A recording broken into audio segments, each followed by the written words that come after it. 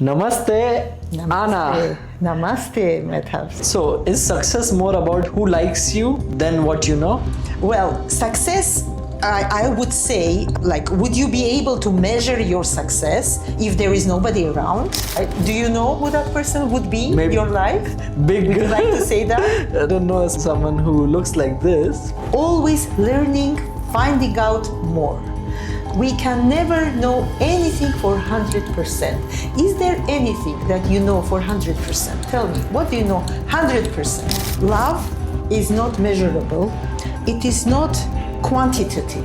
It is quality. If you approach love with quality and not with quantity, it means anything small can have the highest value of love. Here is Life Coach by Anna. Let's get started. Namaste, Anna. Namaste, Medhav. So, you are the hero of this podcast today. Well, I'm honored. I'm happy to have you here. So, to tell everyone, Anna is a life coach and very famous here in Dubai and in Egypt. And today we are going to know a lot of things about her, what she does, how she does, and so many interesting things. So I can't wait. I'm super excited to know everything about Pranic Healing, NLP, how do you mix these two modalities and everything. So please, let's get started. Let's get started. I will not start from long time ago. I will start only from 10 years ago when I discovered that my main passion is helping people. And what is the best profession fitting that? It brought me to life coaching. So life coaching was a turning point in my life where I found my passion. And when you work with your passion, you love it. You never get tired of it. You just love it. Yeah. Yes. So that's how you found out your passion. Yes. I found my passion, life coaching. And then in Dubai, I studied in Robert Simic Coaching Institute. After a while practicing life coaching, I had the feeling that I'm dealing actually with the quantum field, with the energy field, with the emotions, with the mental state of the human being, which is energy. And I had the urge, even the feeling in my hands, that I need to learn healing with energy. And this brought me to my second modality, which you mentioned already, Pranic Healing. Wow, that's amazing. So let's get to know more about NLP, because I think there's lots of confusion in people's mind. What is NLP? Is it like a shortcut or easy quick therapy, or taking lots of time to make sure that we get a day by day better and better? So I don't know, but I would love to know, what is NLP? NLP stands for Neuro-Linguistic Programming. And in today's world, because we know computer, we can understand what it is. It is the programming, like you program the computer and create certain apps and then the interface, and it works. It's the same thing. The NLP works with the programming, which is, in the humankind, the subconscious mind. So instead of dealing with the conscious mind, you deal with the subconscious mind, which is the base of everything, of the human behavior, of his state, and of the results that he brings in his life. Wow, so basically you're saying reprogramming your subconscious mind through NLP. Exactly. And how does someone does that? Well, generally, it is simple because it is NLP. It's called, there is a language there. So we use the language. I call NLP, in other words, emotional healing with words. One word can change a life, Like one word that can replace anything that the person is saying.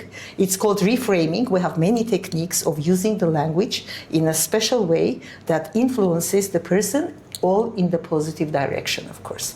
So the word matters. Any word that we use, it comes out from the subconscious mind. And sometimes the word can heal. Like I was working on a pain removal technique for a person, and his pain decreased and even disappeared with one word: red apple.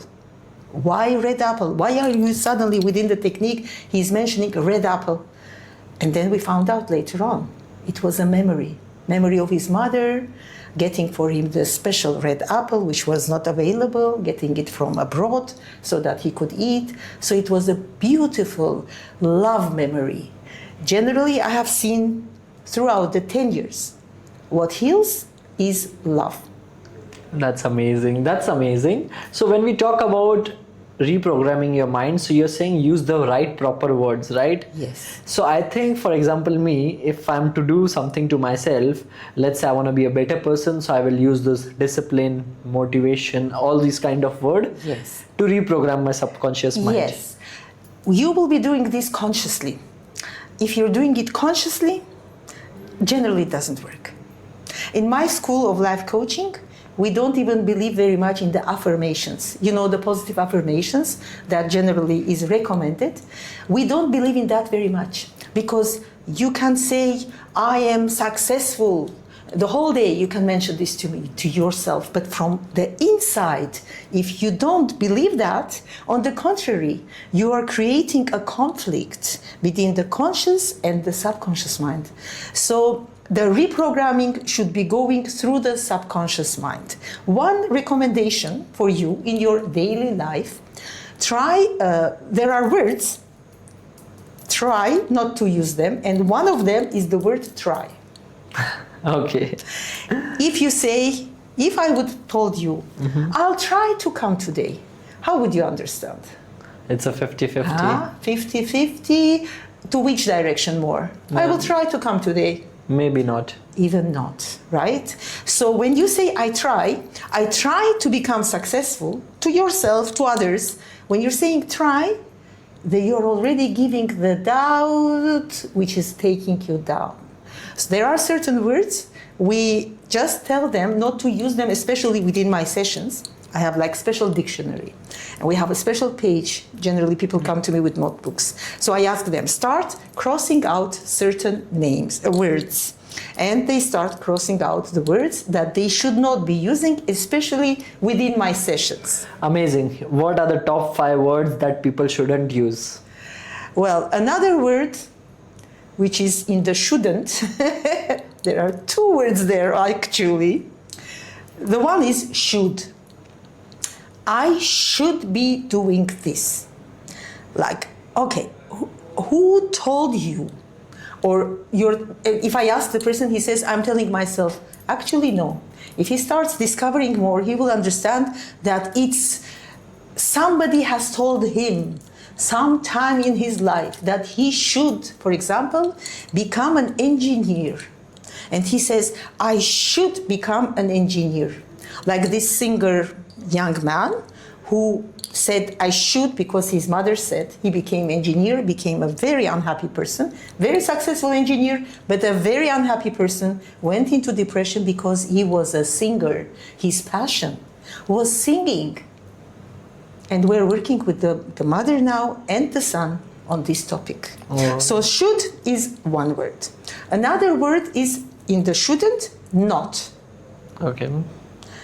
Our subconscious mind does not understand any negation. And it shows on children the best. If you tell the child, don't go to the balcony. They will go to the balcony. They will go to the balcony. So what should we do to the children? Because the subconscious, which the child generally operates on the subconscious, for him shouldn't does not exist. For him exists the main meaning of that sentence, which is balcony. So his subconscious mind gets the direction, go to the balcony. How would you say to the child not to go to the balcony? What would you say? Let's say, this is the reframing I was talking to you about.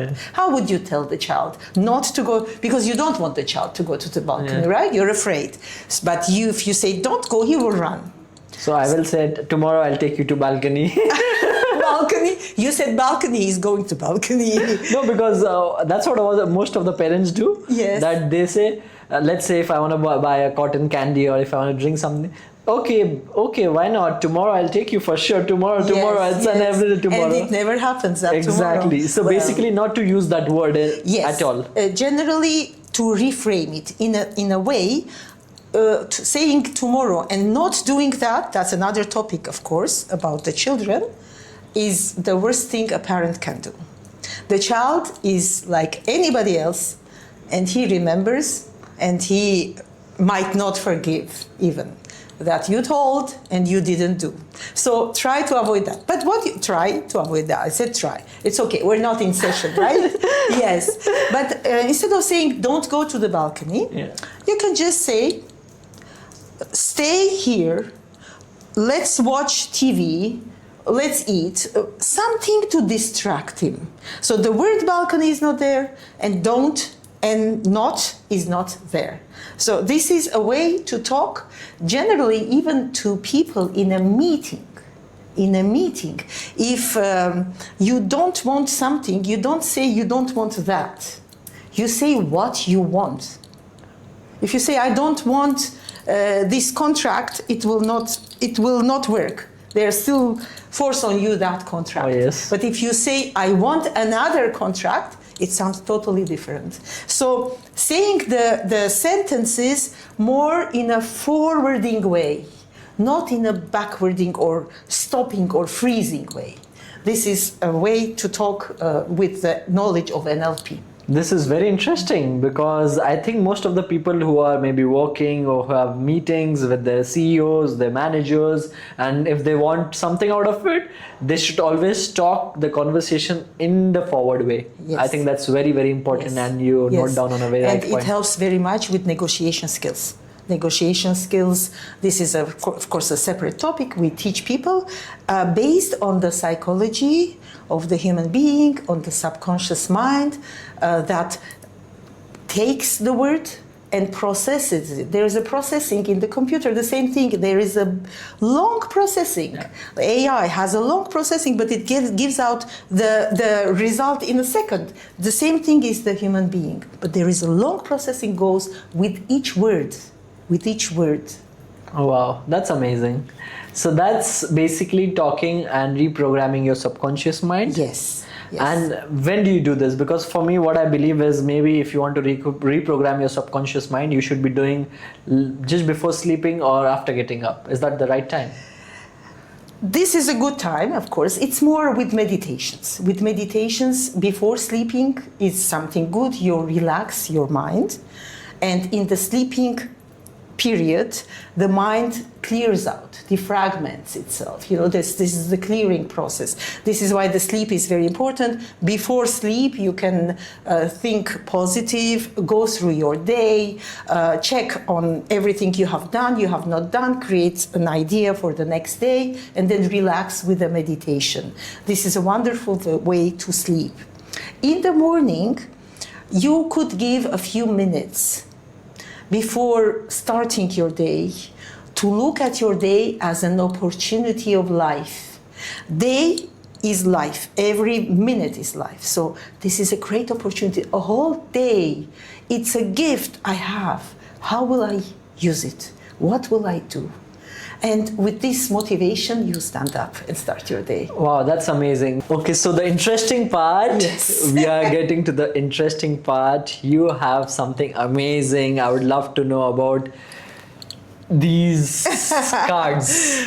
Okay, these are psychological imagery cards. It should not be confused with tarot because it is not fortune telling. It is more your inner self coming out into the outside. You yourself looking into the image. This is what we can do. Would you like us to do it now? And we check one card for you. For sure. But you should tell me what is it that you want to find out about yourself, your life. And you say, I will be shuffling during the time you're saying, because the cards will be hearing it. Okay, if you mention like, am I going to achieve, how am I going to achieve, this will be better. So how am I going to achieve the best podcast in the world, for example? Excellent question. Yes. And you will achieve, but let's find out here. Yes. Okay, I want you to pick up one card, just any. Show it to me first. Okay, let me have a look, yes. Problema. Okay, now I think we have to show it to the audience well, and you have a good look into it, and start understanding it, what it means for you. Problema. Look at the picture first. Tell me what you're seeing in the picture exactly, specifically, as if you're looking at a drawing.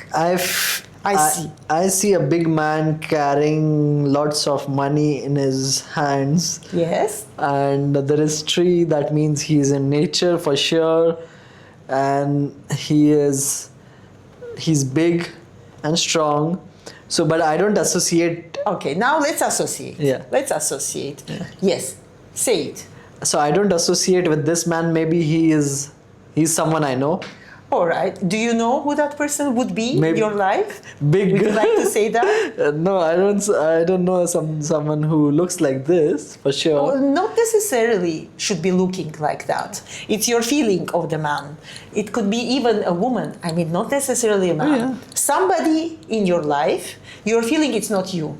So somebody in your life who is big. Who's big? And who has money. Who has money. And who's very fast, because I see a bolt speed.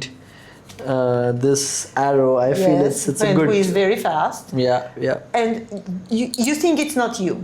It's not me. Maybe It's not me. You. Because I mean, I don't look like him. Maybe that's. Well, why. don't think about looks.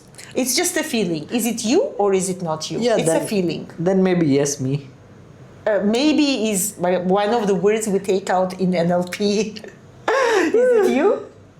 Okay, it's me. Okay, you think so. It's you. In that case, what is it telling you? The card. Well, how is it explaining to you your question? How to reach the best global podcast? Yes. So, what is it telling you? Okay, it's maybe showing me around nature, around clouds, because blue. Yes. So I think should be around So clouds. the blue color, what does it mean for you? Blue is like clouds for me, sky. Sky. So it's open, no limitless like the sky. Wow, Good? okay. Good. And if it's that you are holding what in your hands? Money for sure. Money, yes. So you need to have and invest money. Yes, This is what exactly. he's talking about. He's talking that, of course, money is needed for reaching the highest level of global influence. Yeah. And what else do you see there? I see the speed is very nice as a bold sign. It looks like a speed to me. Yes, it's speed. So it will be fast. It will be fast. It will be fast. You have the ability to make it fast. You do have the ability to make it fast. Okay. So the card is talking to you. It is you yourself finding out about your own thoughts. The thoughts are there for sure about the money, about the being fast thing, about you being big. You want to become big. Yeah. This is why you are shown big there. Exactly. You want to become bigger and bigger, right? And I see that as money because you know what happens right now. I need that financial freedom to grow and to grow myself to the best version, and then also to support others. So I think it's that. So it's like the key points for your growth. Financial freedom as well. Yes. But you do have the resource because look, it is showing you have a sword there in your hand, right? You have something in your hand. There is this you see the sword? Oh yeah. You have in your hand. You do have the resource, the talent. You have the skill and talent. What you need is investment, finance, money. So it is telling you and guiding you that you should be focusing at the moment on getting finances for going on with your good work. Oh, that's amazing. It is telling you. And can you give me the number below? What A4. A4 is the number. Okay, so it is saying there is also a rule of life that comes out with it. It is saying purpose. The purpose, we always put new purposes for reaching more and more. So it is telling you that you should be finding new purposes, new objectives, and moving on with your work, not staying within your own field right now. changing and moving on, finding more. So the card explaining a lot to you and answering you your questions. Wow, I think Yes. this is best because after 2 weeks I'm going to shoot podcast in Bali. So it's going on. You see, it's going on. It's fast. You It's are a fast. magician. She's We a said magician. It's fast. Well, of course, intuition of the life coach is very important in this, because I also feel and guide you in the right direction for your own solutions. Of Yeah, course. thank you so much for Yeah. this. And I feel anyone who wants to have this is not a tarot card. This is something that who you are in the core essence of yourself, that just comes out with her guidance and her knowledge and her skills. So anyone just contact right away and then get the best card for yourself. With pleasure. One card will show your life. So, dose of happiness. Do you believe happiness is a formula? If so, what's the ingredient people always ignore? Well, the ingredient of happiness is actually biologically in our hormones. And there are 4 main hormones known as the hormones of happiness. And these hormones are produced by our brain. It is dopamine, oxytocin, serotonin, and endorphin. We need to have enough of those hormones to feel good. And when we're happy, they are even increased. Life coaching, I call it like with every session, I give a dose of happiness. This is how I call it, because every time the person goes out, he feels better, happier, lighter, as they always mention to me. Oh, that's amazing. And why do most of us stop learning after school? How do we reignite that inner student? Well, there is a certain circle of learning that we follow in life coaching. And this is the most important thing, one of the most important things that I teach people. In life, always, we start from the moment that I don't know what I don't know. It's philosophical, by the way. I don't know what I don't know. It's like ignorance, a blissful ignorance. I just don't know what I don't know. Then, let's say there was a time I didn't know life coaching. And then I heard about life coaching. It means I moved to the other sector, which is I know what I don't know. I know about life coaching, but I don't know life coaching. That's a sector. This sector moves in 2 directions. Either I'm not interested in it and I even delete it at all from my memory, because we are bombarded by information these days. We cannot learn everything that we hear about, right? Or I continue my interest to learn more. It means I'm moving to the other sector, which is called I know what I know. I became a life coach. I know what I know. This is a good sector. Do you think it's enough for me to be a life coach, a good life coach, successful life coach in my life? Yes. I know what I know. Is it enough? I think for a mad person like me, I would say I don't know anything. Yet I know everything. This is the best thing. Yet I know everything. It's better to say I don't know anything. This is where I will reach to you now, because the I don't know what I don't know is the best principle. Always learning, finding out more. We can never know anything for 100%. Is there anything that you know for 100%? Tell me, what do you know 100%? Nothing. Exactly. Because there is a part that you don't know. So the principle of life, if it is I don't know what I don't know, it's openness. When you're learning more and more. If you're a doctor, you're learning more and more, then you are a successful doctor. Otherwise, you stay where you are and you are already backwards. Okay. What's the biggest myth about humans actually learn and grow? The myth, what's the biggest myth? The biggest myth is that if you don't learn, people say, I don't need to know things. I am okay with what I know. This happens a lot. And when I tell the person something, he says, I know it already. Well, do you really know? Listen and learn and grow. That's the biggest myth, because people think that when they reach a certain level, they are good. We are never 100% good. That's the principle. That's so true, because what happens in today's day and age, I see that people want to level up, and they got this mindset, but they cannot level up.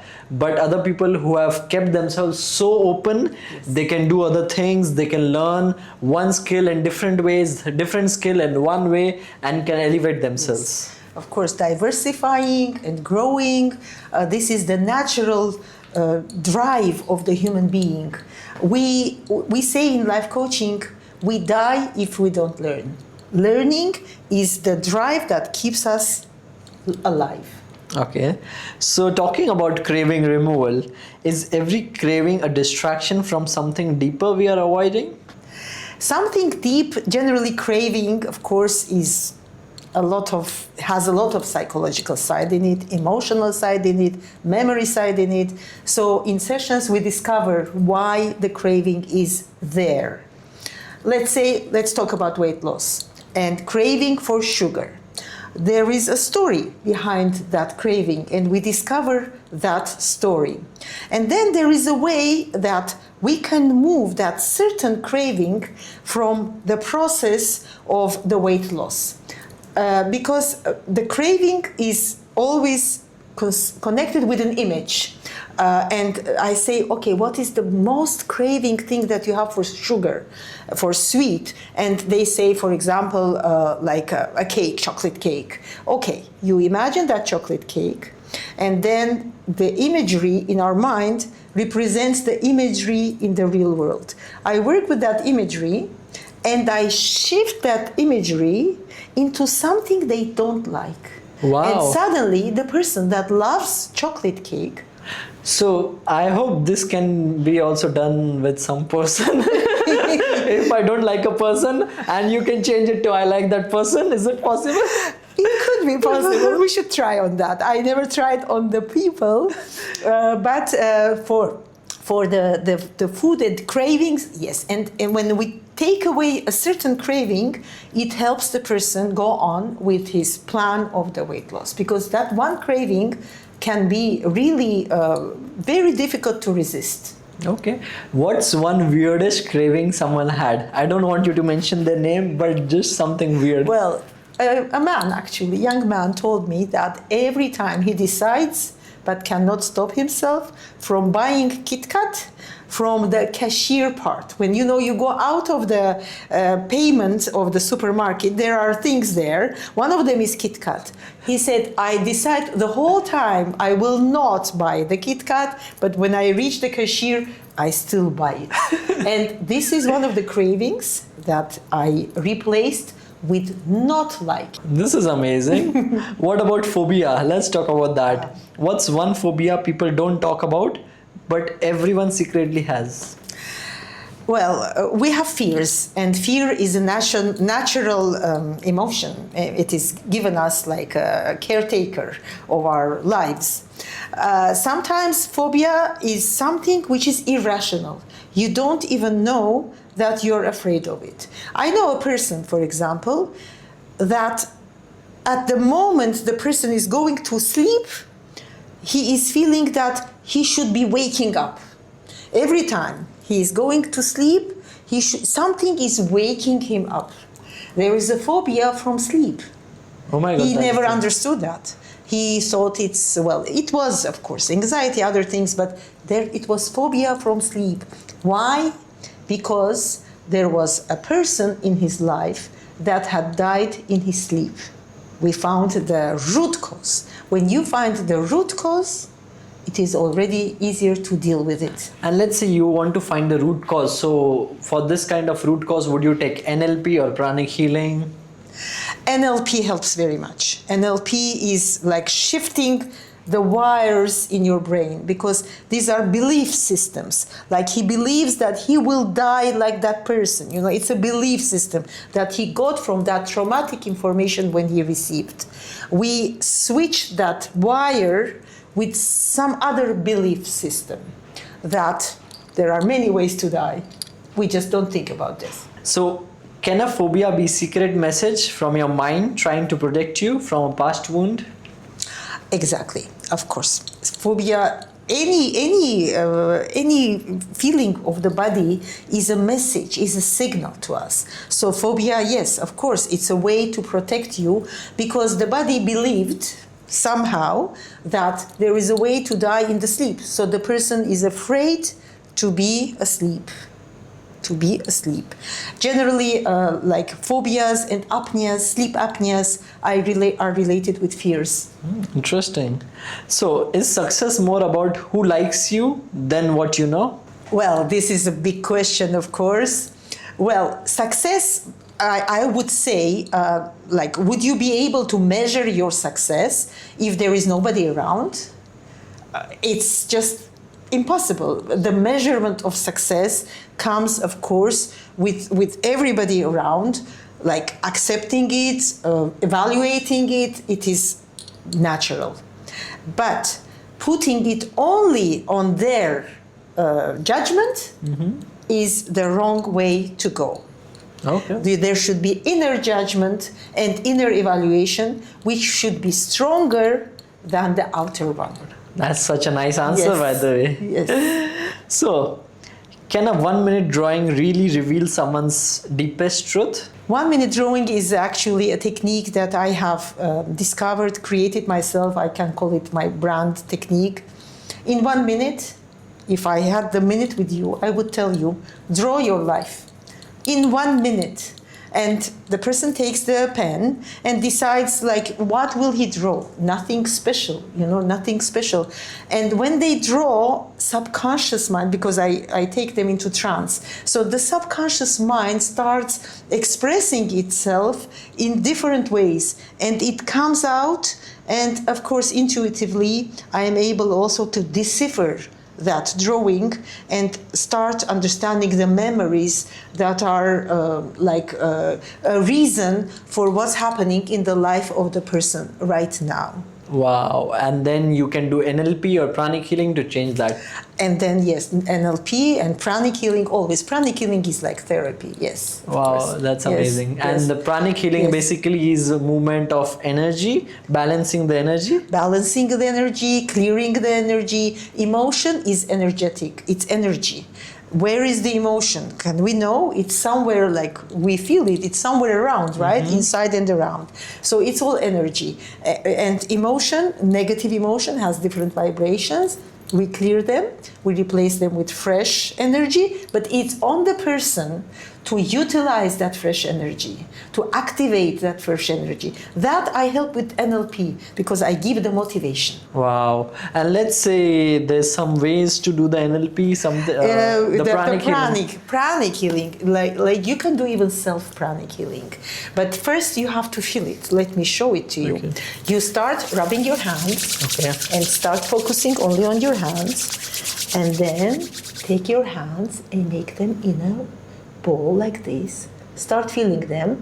Keep your fingers closed and start feeling the heat within the hands, and it becomes like a ball filled with water, balloon filled with water falling, like this. And once you feel it, did you start feeling it? Yeah. Then you just take it within yourself, into your heart, and generally you can lean back and just, and you take it in. And it is like a blessing. It is like a blessing because this means that there is so much energy that is channeling to you. You are never alone.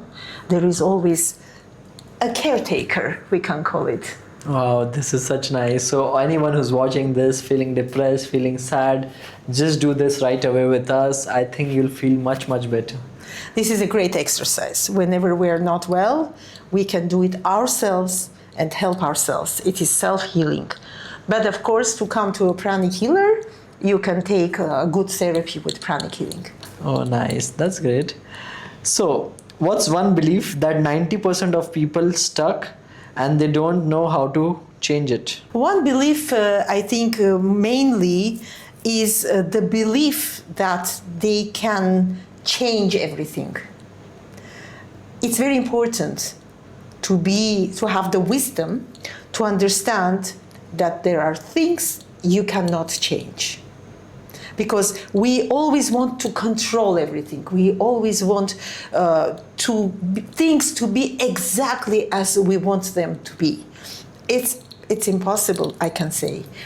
We should be able to understand what is it that we can change and what is it that we cannot change. And that's the wisdom of happiness and being well. I will give the example of AI. I was talking to people and they're saying, I am forbidding my teenager to use the AI. I think it is not good for him. Can he? What do you think? Can he stop the AI? No, of course not. No. This is something you cannot change. What you change is yourself, your approach, your knowledge, the knowledge of your child, the way to accept it and then to utilize it for the best. So, is the subconscious always trying to talk to us, even through clouds? Clouds, it's just a way that I can intuitively read your subconscious by looking into 1 minute drawing, as I said, or sometimes even into the clouds. Because I look into the clouds, there are some pictures, drawings coming out, and it helps me concentrate and connect with your subconscious, and I start understanding your subconscious and clearing out for yourself your own misunderstandings of yourself. Wow, can you look into my eyes and tell me something about my subconscious or me? Your subconscious, you don't deal easily with failures. Well, which is actually not a bad thing, yes, because always we have to stand up and try again. And that's the best. But failure is a difficult part of your life. Yeah, I think that's the most important. And as we talk about failure, I've been through a lot of business failures while traveling in Africa. And I think everyone has failures in their life. But of course, to understand from it, learn from it, and then change your actions, I think that's the best way. So changing the actions could be, of course, from self or with guidance or help and through different modalities. Yes, with guidance, sometimes it's important if you feel that you're drowning, emotionally drowning in your state. So are negative emotions really bad, or they just misunderstood messengers? We call them negative. Actually, they are messengers and they are very important. Sadness, we call it a negative. Of course, negative. Is it good to be sad? No. But it is so important to know what sadness is. Because then only we value the happiness. Yes. The girl once came to me, she said, I want to feel sad, I want to cry, I cannot. My grandfather has died, everybody is sad, everybody crying, I cannot, I don't feel it. She is numb. She cannot feel sadness. She wants to feel sadness. She craves for sadness. And within our sessions, one session, we were able to open up her heart. And when it opened up, she cried. And it was a blessing. At the beginning, she cried with sadness. But by the end, she cried with happiness that she's crying. Wow. So this is kind of a weird case and a different, unique. What's another one weird case you'd like to tell that, Negative emotions, mainly, we figure there are 5 of them. Fear, as we talked about it already. Sadness, as I mentioned. Anger. Do you think anger is a good emotion? For me, no. Yes, we call it negative. But we describe anger as self-protection, self-realization. Anger is given to us, again, as a blessing to be able to protect ourselves or our loved ones for self-realization. So anger also is very important. There is another very difficult emotion, which is hurt, and the most difficult one is guilt. When the person feels the guilt himself, that's the worst emotion that the person has. And hurt and guilt are very much connected with the forgiveness process. And I work that in my sessions. Forgiveness is the best way to come to peace. And then after that, you can reach happiness. You cannot reach happiness if you're not at peace with yourself. So true. I learned this as well. I have seen in videos that there's this basketball player, he used to jump more higher after he forgives someone. Yes. So it is so important that in your natural being, the way of you live, the things you do, but inner, if you have any bad feeling or any wrong thing about anyone, that they have hurt you or you have hurt them, but the forgiveness state is not there, then it's a big problem. You know, if you look at language, we say it drags you down. We say that this feeling of guilt drags me down. You know, there's this word. We use words sometimes we don't notice, but we describe. And for that basketball player, of course, it made him lighter when he was able to forgive. But the word forgiveness, I want to explain, is understood like forgiveness, and I can never reach forgiveness. The best way to approach it is just to let go. Just to let go. So let go of all the emotions that you have, let go of all the sad feelings, bad feelings, negative emotions that you have against someone, against yourself, any wrong beliefs that you have, just let go of everything. Let go. And then you become light. You become light, your chakras open, you receive new fresh energy, and all that becomes a memory, a historic memory of your life. You know that these things happened, but they don't affect you emotionally. So what's one biggest myth about hypnotherapy, and what does Hollywood get completely wrong? Well, of course, hypnotherapy, people think that it is for stage, for example, or it is for manipulation and making people do things by hypnotizing them. I want to tell you a secret. Hypnosis is something you can, yes, give therapy to the person. You can make him say things or do things, but he will never do something against his own values or principles, even if he is in trance. Even if he is in trance, because subconscious is a very moral being. This is how we say. So hypnosis is never dangerous from that side. Have you ever seen someone remember something under hypnosis that changed their entire life? Yes, of course. We have seen memories. Actually, the recent one was very strong. The person had blood cancer, a young lady, and she remembered during the hypnosis, she remembered her childhood and how unhappy she was because no interest or love from the mother and father. And the only time that she got their moment of interest, when she fell down, her knee bleeded with blood. And the mother and father, of course, ran to her, took her to hospital, sat beside her, and she remembered it as a beautiful memory. No problem for the pain or the blood because mom and dad are loving her. And she noticed that in the life of today, she was having problems with her husband. And she understood that she is using again her own blood, the problem of the blood, to attract his love, to get love. You wouldn't know how the subconscious works. And when we discovered this together, it was like a very emotional moment for us. She started healing and she's much better now already. We're still in the process. Thank you so much for your work. I think you're doing an amazing work out there, helping, healing, and just changing the every depth of someone's emotion, which is not correct, to the right and perfection. To the best emotion. And you know what is the best universal emotion? Love. Love. Let's talk about that. Oh, let's talk about love. What's love for you?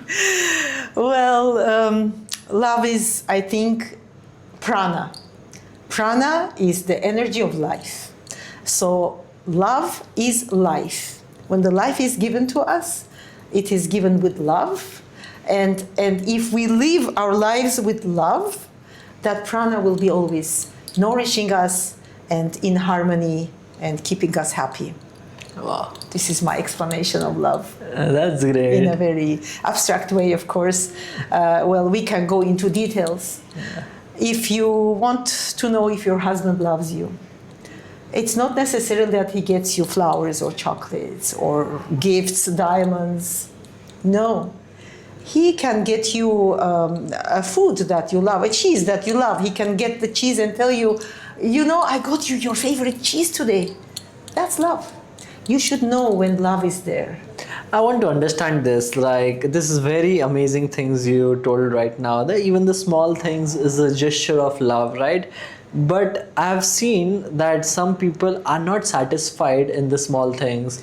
For example, even if you get them something, or if you don't get them, but you just appreciate them, thank you, and just a very nice relationship. For them, they think that this one doesn't love me that much, because if he would love me that much, big level, then he would do certain things for me. Yes. Love is not measurable. It is not quantitative. It is quality. If you approach love with quality and not with quantity, it means anything small can have the highest value of love. You don't approach love materially. You approach love emotionally and spiritually. I would teach that anybody who would love to come to me, I would teach this, because this is the way to happiness. Oh, wow, wow. And what is the definition of happiness? Well, it's the highest intention of the human being, and we live with this intention, wanting to reach happiness every moment of our life. That's the drive for life. Like being happy, having everybody happy, reaching happiness, maybe never 100%. It can never be 100%, because then there will be no meaning for life. So true. It's something we chase all our lives. And well, lucky are the ones who reach the peak of happiness many times in their lives. I think I reach the peak of happiness every day in my life. This is the best, of course. The best. Every moment is happiness. Yes, yes, so true. Yes. Yeah, and I believe that happiness is within. People usually go and try to find happiness outside. They look for things, people, emotion, experiences. But I just feel that if you just look within, whatever is right, you just make it right, and then I think you'll find your happiness. It's your inside of you. It's inside of you. There is a whole universe inside of you. So is pain in the body just emotion trapped for too long, or is it real pain? Well, it's real, because if I tell the person your pain is not real, they will kill me. You know, I have real pain in my knees. The man said, "Well, you have real pains. I have issues. I will have operation." Okay. Yeah. And then we did the technique of the pain removal, and he stood up on his knees that he couldn't stand up. Again with NLP, with words. In this case, he remembered his young years and fishing with his father, and these memories of beautiful days of the past gave him kind of youthfulness within his feeling of the body. It's interesting, the state of the body changed, shifted. He felt younger, and he forgot about his knee pain, and he stood up.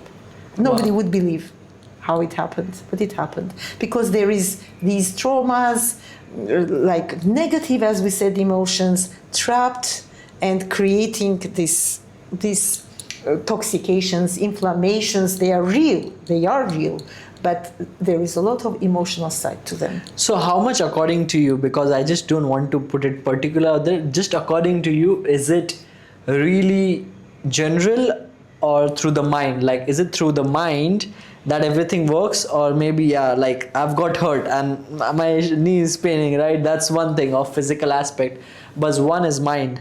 So what's the percentage that you want to give? Well, I think everything is with the mind. Everything comes from the mind. The way you look at the pain, the way you accept the pain, the way you deal with the pain, with your body, because it's your body telling you there is something there. If you are okay with that, you're going into a dialogue with your body and loving your body, the pain becomes more bearable, and the healing starts right away. The healing starts. Wow. So can you actually feel your way to freedom by embracing the pain instead of running from it? I would say yes. Embracing the pain, understanding its meaning, giving value to it, talking with the language of forgiveness and love. Because pain is what? It's your subconscious, it's your inner self, it's your body talking to you, giving you a signal. You talk to it, you love it, you care for it, it becomes like in solidarity with you for healing. I love this part, talking to yourself.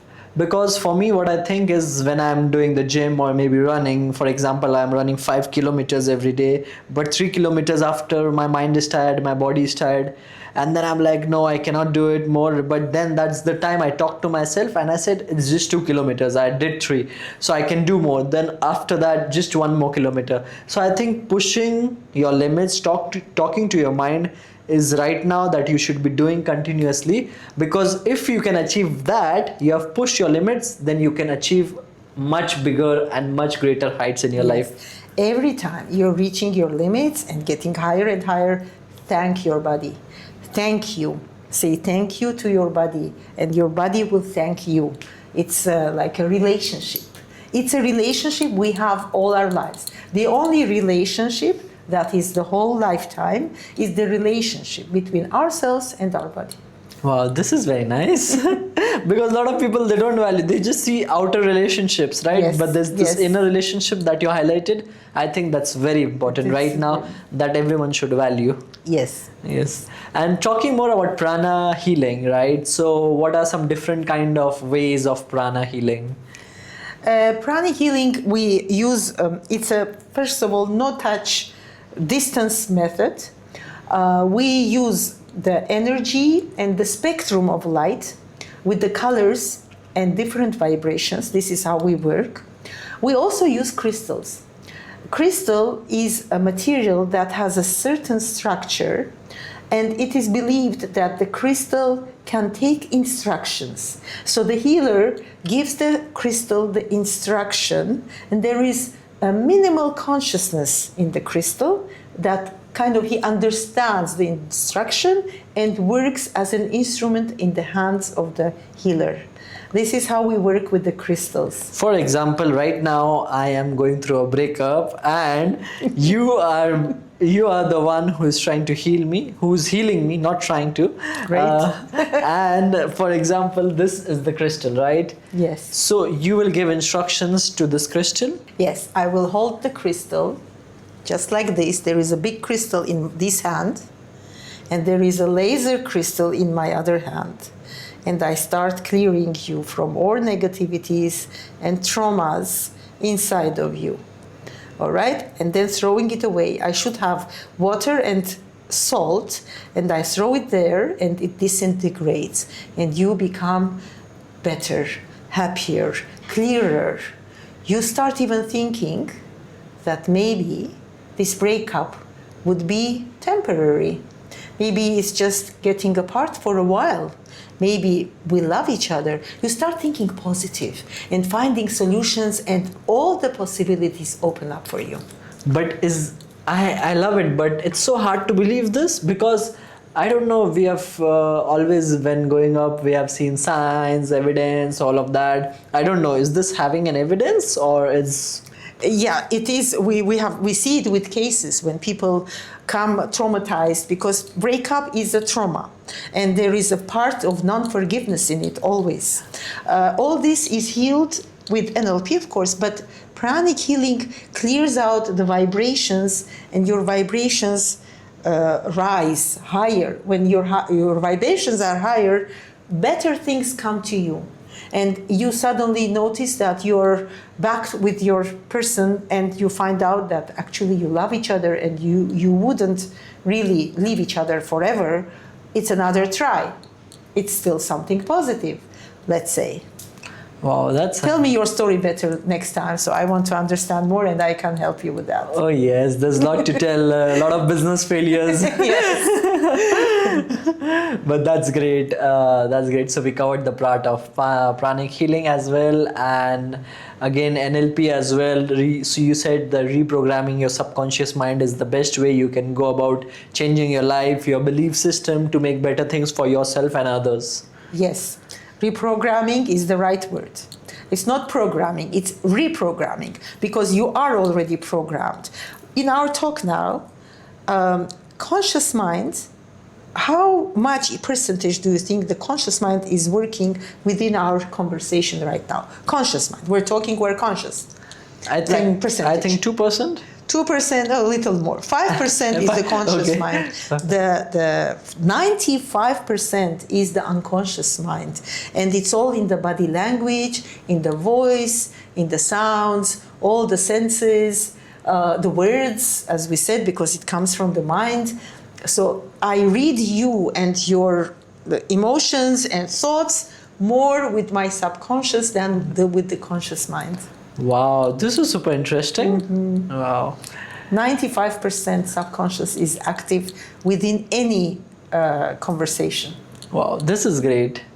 So, thank you so much for your wisdom, and it was amazing to have you today on the podcast Thank you. sharing this knowledge Thank with you. everyone, Thank sharing you. quick tips, and telling everyone how to come over all of these sad emotions, bad emotions, or the emotions that bring you down.